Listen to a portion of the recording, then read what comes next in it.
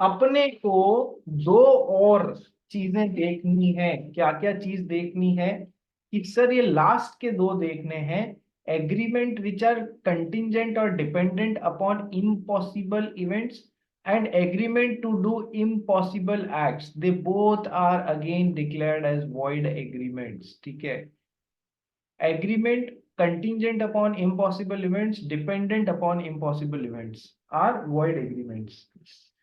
आओ पढ़ते हैं और इसको फिनिश करना स्टार्ट करते हैं। इससे पहले एक बात बहुत इंपॉर्टेंट यार, मैं जब अपना जो टेस्ट की कॉपीज आपने मेरे को भेजी थी वो somewhere around 20th of October थी, 20th ऑफ अक्टूबर थी। वो फाइल्स कुछ कोई प्रॉब्लम के कारण खुल नहीं पा रही हैं।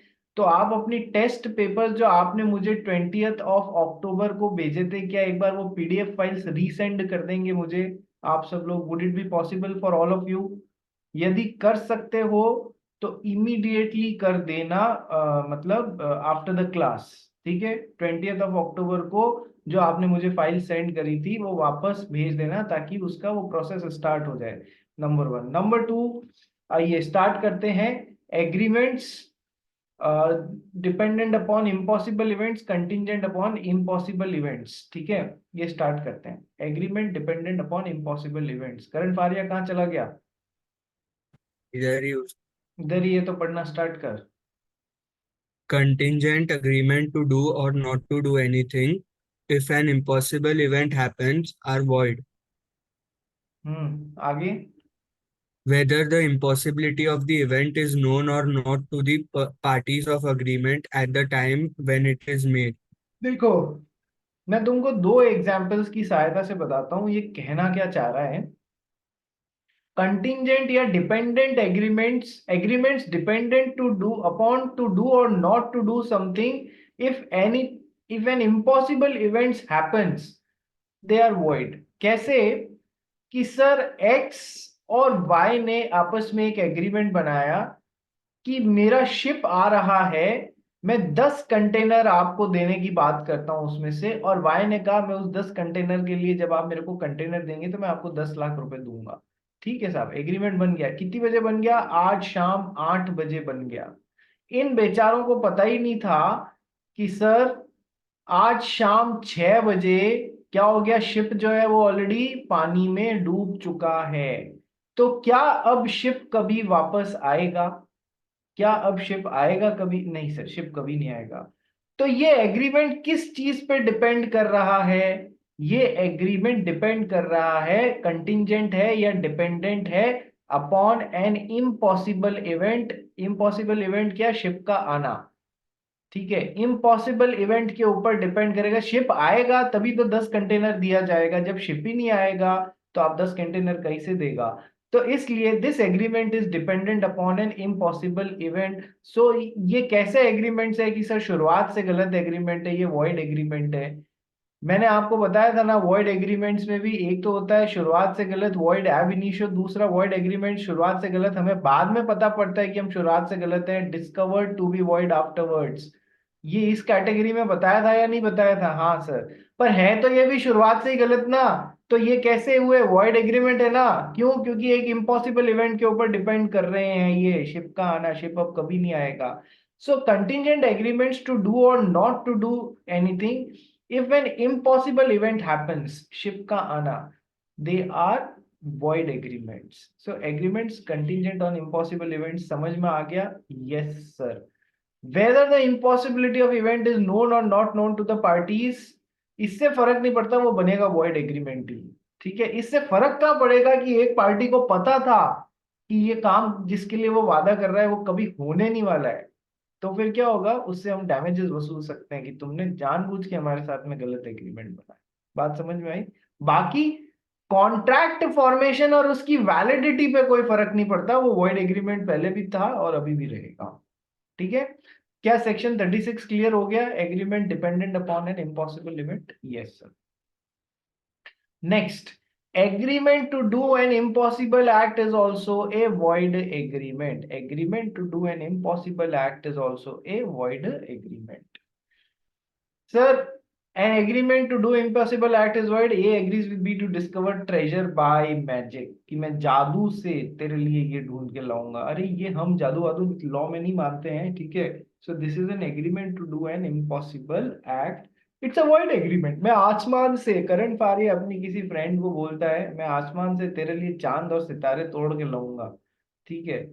तो समझदार होगी तो समझ जाएगी कि ये फर्जी फुद्दू बना रहा है मेरे को, ठीक है। ये agreement to do an impossible act कर रहा है, इसलिए ये वॉइड एग्रीमेंट है। कानून पढ़ा हुआ होगा तो समझ जाएगी। चलो, जस्ट एग्जाम्पल इसलिए नाम लेता हूं तुम लोगों के कि तुम लोग जब एग्जाम में ऐसी सिचुएशन आ जाए यदि, तो आप लोग को याद रहे कि हाँ करण पे एग्जाम्पल था या दक्ष अग्रवाल पे एग्जाम्पल था। पर्सनली मत ले लेना इस चीज को।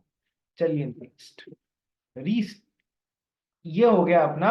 आज अपन ने ये पूरी लिस्ट फिनिश कर ली, ठीक है। वॉइड एग्रीमेंट्स की कैसे कैसे वॉइड एग्रीमेंट्स होते हैं, एग्जाम में आने लायक पोर्शन होता है ये, ठीक है। इनमें से एग्जाम में खासकर किस में से, देखो किसी में से भी आ सकता है। इनकम्पिटेंट पार्टीज माइनर पे से क्वेश्चन आ सकता है, अनसाउंड माइंड पे से क्वेश्चन आ सकता है, ठीक है। Then agreement without consideration and it's exceptions, उस पे से ये चैप्टर 3 कंसिडरेशन वाला उसमें से आ सकता है। Agreement in restraint of trade and legal proceedings में से क्वेश्चन आ सकता है, ठीक है। Wagering agreement one of the favourite topics of the examiner, ठीक है। तो किसी में से भी आ सकता है। ये वाला पोर्शन बहुत है, agreement in restraint of trade is void, इसके एक्सेप्शंस। ये तो आप लोग को ध्यान से पढ़ना, एग्जाम में आने लायक पोर्शन है इसमें से। चलिए नेक्स्ट आते हैं अब अपन। मैंने आपको एक कराया था डॉक्ट्रिन ऑफ रिस्टोरेशन और रेस्टिट्यूशन, कराया था या नहीं कराया था? Section 64 and 65 of the Indian contract act क्या बोलता है डॉक्ट्रिन ऑफ रिस्टोरेशन या रेस्टिट्यूशन? कि सर यदि कोई कॉन्ट्रैक्ट वॉइडेबल कॉन्ट्रैक्ट है, यानी कि पार्टी चाहे तो आगे बढ़े चाहे तो रिसेंड कर सकती है, एक ही पार्टी के पास में वो ऑप्शन होता है, ठीक है। या फिर कोई चीज वॉइड है, वॉइड में क्या क्या आता है? वॉइड एग्रीमेंट आता है और क्या आता है? वॉइड कॉन्ट्रैक्ट आता है, ठीक है। वॉइड एग्रीमेंट फिर दो तरीके का होता है। What is the meaning of the word void? The meaning of the word void is which is not enforceable by law, ठीक है। वॉइड एग्रीमेंट शुरुआत से गलत, वॉइड कॉन्ट्रैक्ट एक बार तो सही बन जाते हैं, लेकिन बाद में कुछ ऐसा इवेंट हो जाता है कि अब उनको एनफोर्स करना पॉसिबल नहीं होता है, तो वैलिड कॉन्ट्रैक्ट किस में कन्वर्ट हो जाते हैं सर? वॉइड कॉन्ट्रैक्ट में कन्वर्ट हो जाते हैं, ठीक है सर। वॉइड एग्रीमेंट फिर दो तरीके के, एक तो होता है वॉइड एब इनिशियो और एक होता है discovered to be void afterwards. Discovered to be void afterward, ये कराया हुआ है मैंने आपको, जस्ट आपको रिवाइज करा रहा हूं। तो सर क्या होता है यदि वॉइडेबल कॉन्ट्रैक्ट में, मान लो किसी पार्टी की फ्री कंसेंट नहीं ली थी, कोर्जन के थ्रू कंसेंट ले ली, दिमाग पे बंदूक रख के, सर पे बंदूक रख के उसकी कंसेंट ले ली, तो फिर क्या हुआ कि सर मिस्टर वाई की कंसेंट जबरदस्ती ली गई थी। जब मिस्टर वाई की कंसेंट जबरदस्ती ली गई थी, तो इन्होंने कोर्ट में जाके और प्रूव किया कि भैया ये वर्डेबल कॉन्ट्रैक्ट है, मैं अपनी कंसेंट वापस लेता हूं, मैं इसे खत्म कर रहा हूं कॉन्ट्रैक्ट को, आप कोर्ट कृपया इसको खत्म कीजिए।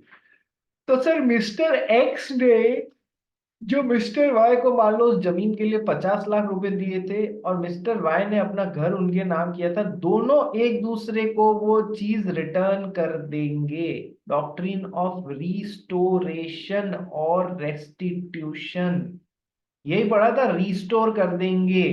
तक इधर से भी इधर 50 लाख वापस, इधर से भी इधर घर वापस, मतलब जिसने जिसको जो दिया है, जो बेनिफिट डिराइव किया है, वो वापस सामने वाली पार्टी को रिटर्न कर देगा। This is what is restoration exactly, ठीक है।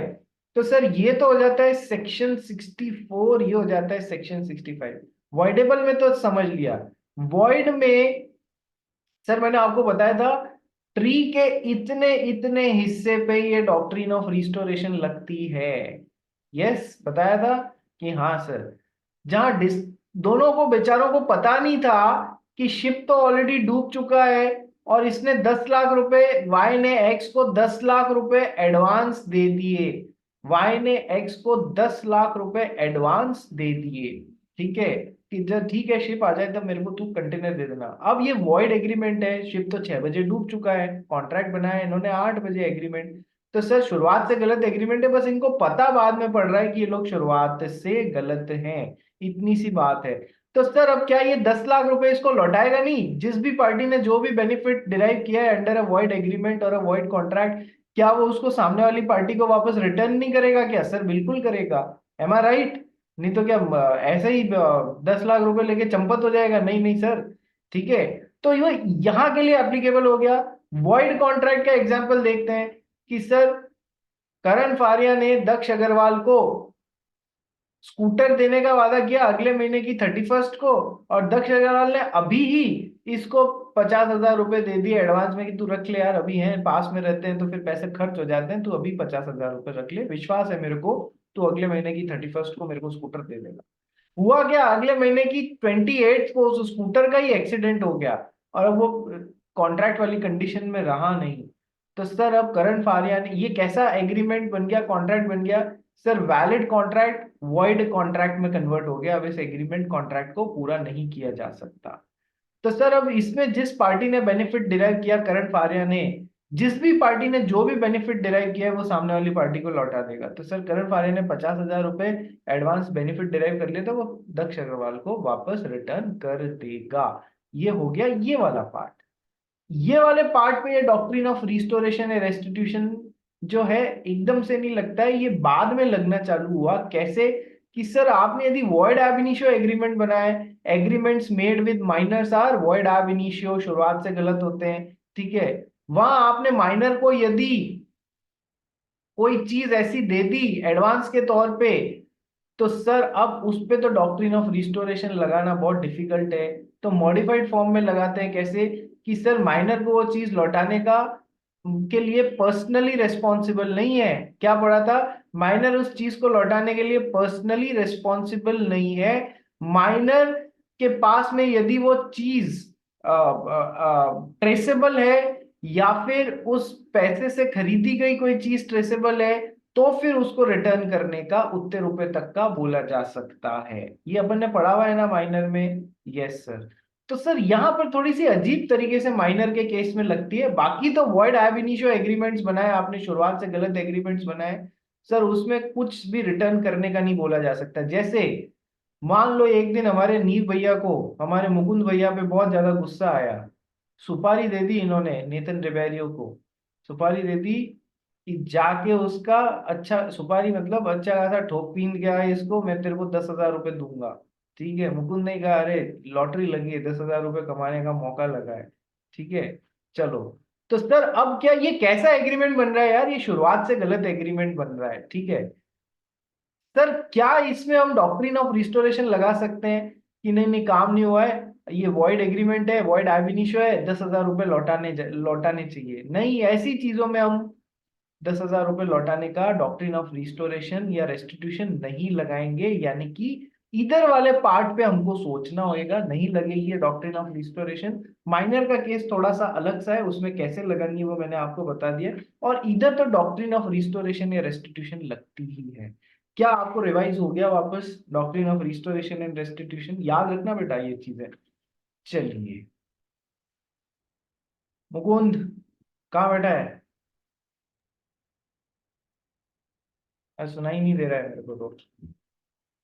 घर पे हो सर? अच्छा फिर ठीक है, नेतन रिबेरियो, आर यू अंडरस्टैंडिंग? क्या जो भी पढ़ा है वो समझ में आ रहा है?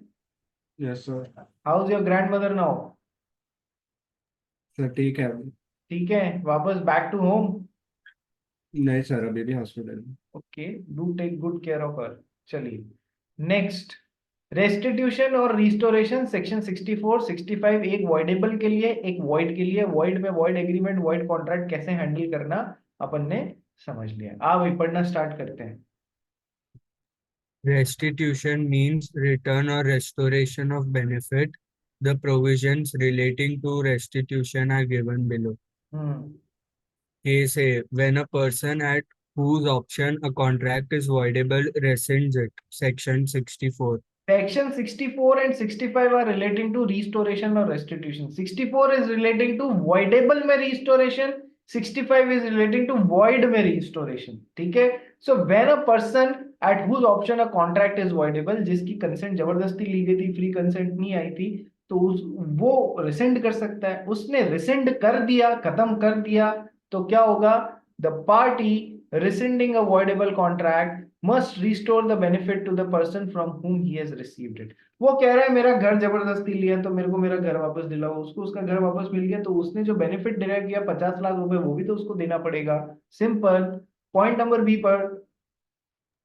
When an agreement is discovered to be void or the contract becomes void, section 65. 65 is relating to void. Void में क्या दो चीजें कवर की है देखो जो चार्ट में पढ़ाई है. When an agreement is discovered to be void और becomes void, यानी ये दो चीजें कवर की गई हैं बेटा, ध्यान रखना. ये वाली नहीं कवर की गई है. इतनी देर से जो गला फाड़ के समझाया था वही यहाँ पर लिखित में है. So when an agreement is discovered to be void और contract becomes void, void ab initio नहीं है इसमें. ठीक है, तो क्या होगा पढ़ भाई. The person who has received any benefit or advantage under such agreement of contract must restore it or compensate for it to the person from whom he has received it. ठीक है. सो इधर दो जगह पे क्या करना होता है सर, वापस लौटा देना होता है. इधर के लिए इफ्स एंड बट्स मैंने आपको बताया है. ठीक है, ये एग्जांपल पढ़ना. A lady singer contracts with B, the manager of a theater, to sing at his theater for 2 nights every week during the next 2 months, and B agrees to pay her ₹100 for each night's performance. On the sixth night, A willfully absents her from the theater, and B, in consequence, rescinds the contract. B must pay to A for the 5 nights on which she has sung. ये example यहाँ के लिए थोड़ा सा unfit है. जब अपन एक term पढ़ेंगे क्वासी कॉन्ट्रैक्ट्स या ऐसा आगे नहीं, क्वासी नहीं सॉरी, आगे एक कोई टर्म पढ़ेंगे. ये एग्जाम्पल को अभी कंसिडर मत करना, ये थोड़ा सा अनफिट है यहाँ के लिए. नेक्स्ट आ जाओ. Non applicability of principle of restitution और रिस्टोरेशन. ठीक है, कि सर रिस्टोरेशन कहाँ कहाँ नहीं लगेगा. The principle of restitution does not apply to contracts है. ये कॉन्ट्रैक्ट्स नहीं है, contracts which are void ab initio. Sir बताया था ना, मर्डर करने का एग्रीमेंट बना रहे हो तो वहां 10,000 रुपए लौटाने के लिए बात नहीं कर सकते हैं. with the exception where minor has entered into an agreement by misrepresenting his age. अब ये एक बहुत बड़ा एक्सेप्शन है. माइनर ने अपनी एज गलत रिप्रेजेंट कर दी है. बताया मैं 18 साल का हूं ऐसा कह के माइनर ने खुद को रिप्रेजेंट करके और एग्रीमेंट बना लिया. अब क्या हुआ सुनना. अब क्या हुआ सर, एग्रीमेंट कैसा है कि सर ये तो वॉइड एब इनिशियो एग्रीमेंट ही है. क्यों वॉइड एब इनिशियो है, उसका कारण है agreements made with minors are always void ab initio. भले ही उसने अपनी एज को मिस रिप्रेजेंट किया है, क्या उस पे आप डॉक्ट्रिन ऑफ ईस्टॉपल, प्रिंसिपल ऑफ ईस्टॉपल लगा सकते हो. प्रिंसिपल ऑफ ईस्टॉपल, प्रिंसिपल ऑफ ईस्टॉपल क्या बोलता है, प्रिंसिपल ऑफ ईस्टॉपल क्या बोलता है पूंजी. सर प्रिंसिपल या डॉक्ट्रिन ऑफ ईस्टॉपल क्या बोलती है. सर जब भी वो एक पर्सन कोई कुछ करता है तो उसको रोकने के लिए, मेरे को एग्जैक्ट वर्ड याद नहीं. इंपॉर्टेंट है ये. दक्ष अग्रवाल बता. Sir, in case of minor, doctrine of estoppel is not applicable because when the minor portrays himself as an adult, so like normally मेरे को क्या पता है जो कंपनीज जो पार्टनरशिप एक्ट होता है उसमें whenever a partner portrays himself as a partner of a firm, मतलब उसको by default मतलब पार्टनर मान लिया जाता है by the one who is making the contract. ये तूने समझाया सही है, एग्जाम्पल सही दिया है. मैं तेरे को बताता हूँ कि हाँ मुकुंद बोल बेटा. Sir, when a partner represents himself as a partner without saying any, without giving his consent verbally. देख ये एक पार्टनरशिप है, एक्स वाई और जेड तीन पार्टनर्स हैं. ठीक है, मिस्टर ए इन सब के सामने खड़े हैं. ठीक है, और इन्होंने रिप्रेजेंट कर दिया मिस्टर बी के सामने कि मैं तो इधर पार्टनर हूं. ठीक है सर, बाद में डिनाई कर सकते हैं क्या मैं पार्टनर नहीं हूँ, एक्चुअल में वो पार्टनर थे नहीं, अब बाद में डिनाई कर सकते हैं क्या? नहीं सर, उन्हें वैसे ही एक्ट करना पड़ेगा जैसे वो पार्टनर थे। ठीक है, ये तो पार्टनर बाय ईस्टॉपल और होल्डिंग आउट पढ़ा था अपन ने। यस ठीक है, तो सर ईस्टॉपल का रूल क्या बोलता है, एक बार यदि किसी पर्सन ने दूसरे के सामने कोई बात रिप्रेजेंट कर दी है तो अब वो बाद में उससे मुकर नहीं सकता। ठीक है, बाद में ये नहीं बोल सकता नहीं नहीं मैंने तो वो ऐसे ही बोल दिया था, मैं सही में पार्टनर नहीं हूं, उसे वैसे ही एक्ट करना पड़ेगा जैसे उसने रिप्रेजेंट किया है, और उस पे वैसी लाइबिलिटीज आएंगी जैसे कि उसने रिप्रेजेंटेशन, उसके रिप्रेजेंटेशन के बेसिस पे किसी ने आगे काम कर दिया है। So rule of estoppel says that a person needs to act in the same fashion in what he has represented himself. He cannot afterwards deny the truthfulness of the fact. This is what is rule of estoppel. But minor के case में ईस्टॉपल का rule नहीं लगता है। यदि minor ने अपने आप को मेजर जैसे रिप्रेजेंट करके और किसी के साथ में एग्रीमेंट बना लिया तो अब मिस्टर एक्स ये नहीं बोल सकते चल तेरे पे रूल ऑफ ईस्टॉपल लगाऊंगा, तेरे को वैसे ही बिहेव करना होगा जैसे तू मेजर आदमी है और अब इस कॉन्ट्रैक्ट को वैसे ही पूरा करना होगा। नहीं, माइनर के ऊपर ईस्टॉपल का नियम नहीं लगता है। क्या ये पूरी थ्योरी समझ में आ गई? यस सर, है ना, आ गई ना सबको? Yes sir. तो ये ईस्टॉपल का रूल ध्यान रखना, ईस्टॉपल और होल्डिंग आउट जो चीजें होती है। ठीक है सर, अब हुआ क्या है कि माइनर के वॉइड एब इनिशियो एग्रीमेंट पे तो सर डॉक्ट्रिन ऑफ रिस्टोरेशन लगती नहीं है। माइनर के ऊपर कैसे लगती है मोटी मोटी वो आपको बता दी कि sir only if minor is not personally responsible, only if the thing is traceable in his hand, या फिर वो पैसा डायरेक्टली या उससे चीज डायरेक्टली उसके हाथ में ट्रेसेबल है तो उतने रुपए के लिए उसको रिस्पॉन्सिबल बनाया जा सकता है। नंबर 2। नंबर 3, एक चीज और दी गई है, माइनर ने जहां पर minor is entered into agreement by misrepresenting his age, minor ने अपनी एज को गलत रिप्रेजेंट करके और किसी आदमी से कोई एग्रीमेंट बना लिया है तो फिर उस पे डॉक्ट्रिन ऑफ रिस्टोरेशन पैसा लौटाने की बात लगेगी। बात समझ में आ गई? बोलो बात समझ में आ गई? ये एक थोड़ा सा अलग सा एक्सेप्शन है। चलिए नेक्स्ट, यहां पर हमने ये चैप्टर फिनिश कर दिया है। ये थोड़ा सा कोई रिवीजन के लिए मैंने रीटाइप कर दिया था, इस पे इतनी ज्यादा ध्यान देने की आप लोगों को जरूरत नहीं है। ठीक है, यहाँ ये चैप्टर हो चुका है एंड, वॉइड एग्रीमेंट्स एंड हो गए। अब आप लोग को क्या करना है, आप लोग को क्या करना है, आप लोग को ये करना है, अपन लोग को ये करना है कि अपन लोग को ये क्वेश्चंस करने स्टार्ट करने हैं। एक तो अभी मैं ये सारे क्वेश्चंस एक एक आपके साथ में डिस्कस करूंगा। नंबर 1, ठीक है, तो ये वाले काम आपको मेरे साथ ही कर लेना है। आपको पर्सनली क्या करना है इसके बाद में कि सर जो क्वेश्चन बैंक दिया हुआ है, question bank of chapter number 4 जो दिया हुआ है 1 2 3 4, question bank of chapter number 4, chapter number 4 के 4 पार्ट्स हैं भाई। कौन कौन से 4 पार्ट्स हैं चैप्टर नंबर 4 के? कि सर ट्री का right hand side, contract is an agreement which is legally enforceable. Lawful object, agreement is said to be legally enforceable if it is having lawful object, lawful consideration made with free consent of the parties who are competent to contract, and the agreement has not been declared as a void agreement under the law. Recently कौन सा chapter किया? void agreement. Competency to contract कर लिया, lawful object, lawful consideration कर लिया, free consent कर लिया। इन चारों का एक कंबाइंड मैंने आपको क्वेश्चन बैंक दिया था, उसमें से 2 के अपन कर चुके हैं। ठीक है, फ्री कंसेंट और कॉम्पिटेंसी टू कॉन्ट्रैक्ट के अपन कर चुके हैं। लॉफुल ऑब्जेक्ट और लॉफुल कंसिडरेशन के क्वेश्चंस और वॉइड एग्रीमेंट के क्वेश्चंस उसमें से छांट के बचे हुए जो क्वेश्चंस हैं वो पूरे करने आपको नेक्स्ट क्लास में डिस्कस करूंगा। बात समझ में आ गई? कल की क्लास कितनी बजे रख सकते हैं बताइए? कल वेडनेसडे, कल की क्लास कितनी बजे रख सकते हैं बताओ?